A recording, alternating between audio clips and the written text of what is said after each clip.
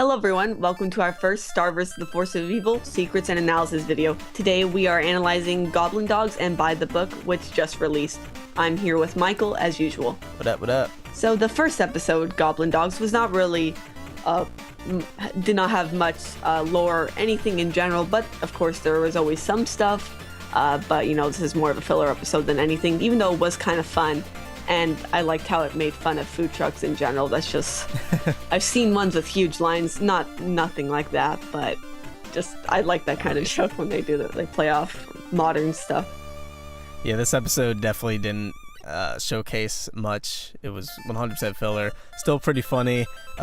Roy the Goblin is actually voiced by Jerry Trainer, who also voiced Tough Puppy. He was Spencer on iCarly. He was Crazy Steve on Drake and Josh. That was pretty cool. It didn't even really sound like him.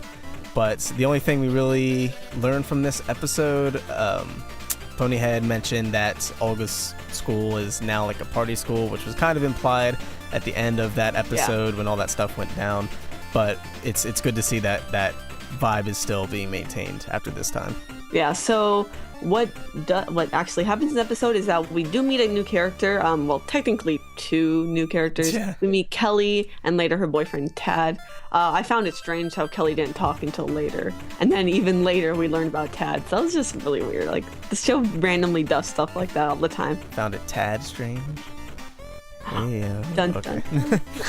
No, I thought they were gonna totally try to put Kelly and Marco together, but I guess that and didn't then happen. they're like, oh yeah, I have a boyfriend. Yeah. Forgot to remind you guys. Yeah. But Marco does admit he feels like a parent a lot of the time, which is, you know, very consistent with what we have seen throughout the series. And I don't know if this is like a calling for Star to mature, or he's just like putting that out there. Yeah, I feel like that might come up again later, where Marco is always the voice of reason, and then Star and Ponyhead do something that's just so outlandish that it kind of messes things up in a serious way. Something like that, because Star really, like, Star's a handful by herself. Yes. But once she gets with Ponyhead, she starts making extremely irrational decisions. So I could imagine something going down in the future between those two. Yeah, I think Ponyhead has been getting better, especially with her relationship to Marco, because at first she didn't really like him because she was like, oh, are you replacing me as best friend, I think. Yeah. So I think they are getting better, but yeah, definitely Marco's still gonna have to police both of them unless they both like totally mature, which might not happen, even though Ponyhead did go through training at St. Olga's. You know, obviously we know that she came out pretty much the same. Yeah, that didn't go over They stopped so well. her. They stopped the reformation process of becoming a princess, which I guess was good. Now, Actually, very good. I'm curious because we know Miss Heinous, like, she turned back to normal or whatever at the end of that episode. I'm curious as to how that school has remained a party school. Like, is she just not enforcing anything, or is she just so focused on finding Star and Marco that she's not even bothering with the school anymore? Yeah, I'm not sure where she went. I mean, maybe she had like another lab, or she just totally left the school at the end of the episode, because we know she was looking for, she has been looking for Star and Marco. Mm-hmm. But yeah, I guess, I mean, this is just saying that nobody's taking charge since Miss Heinous is gone. Yeah, I'd imagine we'd be seeing her pretty soon if that's the case. Mm-hmm. So a couple interesting things is that Marco has a lot of money, and he's just willing to give it all up, like for a food truck or for the Goblin Dog, I guess. I mean, it was supposed to be a big experience, and it was, but like, wow, that's a lot of money, Marco. Oh yeah, they had a total drug trip. I forgot to mention that from the Goblin Dogs. It's like every cartoon has to have one of these, don't they? I know. I don't know if that's a good thing, but they seem to like to do that. I mean, although the art style during that the trip was very cool. I like that. Yeah, it was pretty cool. So something interesting that I saw people mention was that there was a skeleton named Stan, and people were saying this is an Undertale reference. I thought that was funny because he has like a coat. But I don't know. That's just, I don't know if that was reference to I'd have to see that again. Like was it reference to Sans? Yes, that's what. Yeah, Sans. Yeah, who knows? We'll have the picture up now so you can be the judge. Mm-hmm. Yeah. So that was pretty much it for that episode. It was pretty fun and interesting, but of course the episode right after that, By the Book, was quite a bit more relevant to the overall plot than the last one. So let's talk about that. Progression. I know, finally. So first off, we learned that the wand apparently talks to Ludo. So we haven't really talked about this on the channel yet because I haven't really made a Star video for Season 2 because not too much has happened yet. But here's one for Season 2, and then we're going to keep talking about this more. But a couple people are actually almost everybody's noticed that the wand that Ludo has, it looks like it's the bones of Toffee of his hand with the missing finger. That's how you can kind of tell. And it looks like dead Toffee hand, who knows if he's dead, is holding it. And then it looks like now it could actually be influencing Ludo. Yeah, so we see Ludo literally talking to the wand. For some reason, the eagle and the spider couldn't. I think they just heard murmurs. I don't know if that was just for the audience or what, but Ludo was talking to the wands in very clear sentences. And my theory is that, like you mentioned, the hand is probably Toffee's hand with the missing finger. I think that Toffee is communicating to Ludo through the wand, and also just kind of. I think Toffee's setting pieces in place for the future through Ludo, because Ludo is so easily influenced because he just wants the wand, he just wants power, so he's an easy target because he's greedy and also kind of incompetent. But with Toffee's assistance, he can kind of guide him in the right direction, make him do all the dirty work, make him work out all the kinks, and then Toffee can I'm assuming Toffee's going to regenerate from the hand, and then he'll already have the wand literally in his hand once he regenerates, and then stuff will probably go down. I'd imagine that being some sort of season finale or something. But what's interesting is that he says that, Ludo says, oh, well, Star doesn't have a wand. And then Toffee says, oh, well, she has the knowledge. But it turns out, obviously, she does have the wand. So yeah. I don't know if that's something that's not supposed to happen, like if she's not supposed to have a wand, because Toffee seems pretty knowledgeable, or if he's just tricking Ludo into realizing that she has the wand, and Toffee actually knows she has a wand. So I have absolutely no idea how that's supposed to work. Because that's really interesting. I didn't think about that. Like, Toffee should know that. I mean, maybe something like this has never happened before. Maybe no person ever has used the whispering spell.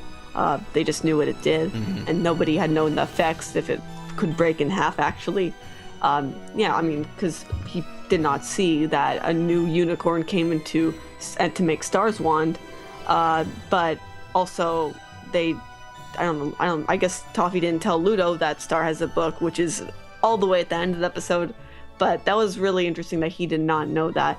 After all, Toffee's supposed to be this is showing that if this is actually all Toffee's doing, all this planning, Toffee is a pretty big mastermind, and right. If to get Ludo to do all this, to actually and then eventually regenerate or come back somehow, that would be amazing. To show how smart Toffee is. Oh yeah, I don't think we've seen the end of Toffee yet. Yeah. I'd be very disappointed. I know. I totally hope not. Yeah. Yeah, but I like how Ludo's getting slightly more serious and aggressive. He's still goofy and clumsy, but he's a little more of a threat, I guess, with this wand. Ludo in the wild, I think, changed him a lot. Definitely. So we get to see that Star needs to practice more, and. I mean, I guess Glossric knows that she's going to have to eventually face some powerful enemies because she needs to learn these, intensely powerful spells. And she was able to do a lot of stuff in, the season finale of Season 1 when she was in danger. I'm not sure if that was either because, she was in danger, or if it was because the wand was whole, or just they decided that, oh, well, yeah, she can't do those anymore. It's just different.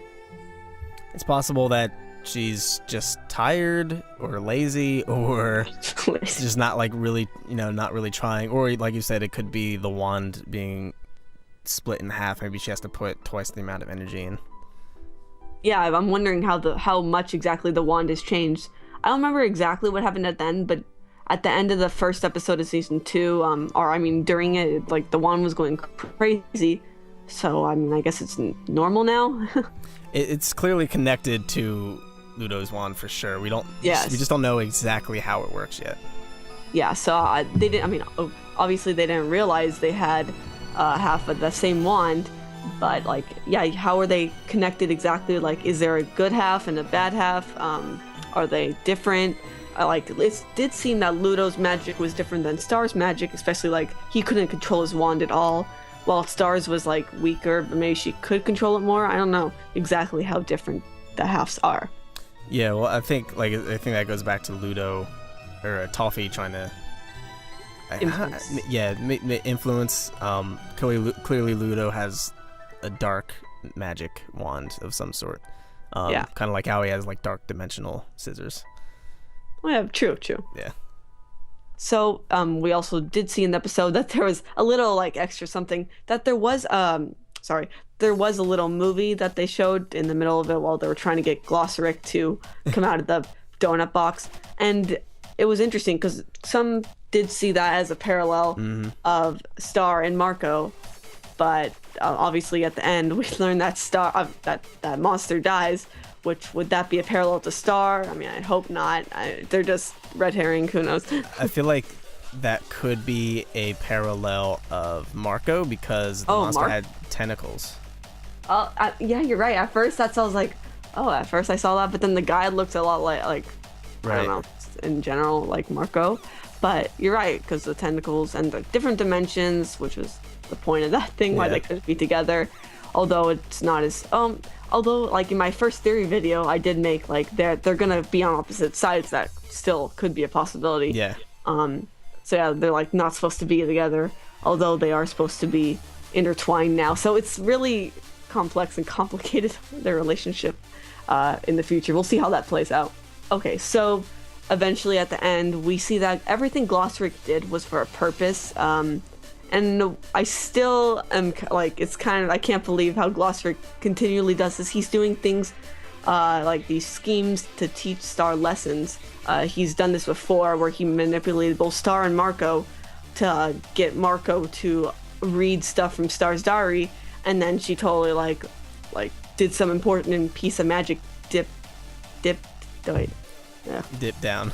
I was like, I couldn't say it, but yeah, he got them to do stuff before, and this is just another example. But he's like not being clear ever, and I guess it's just his way of teaching Star things.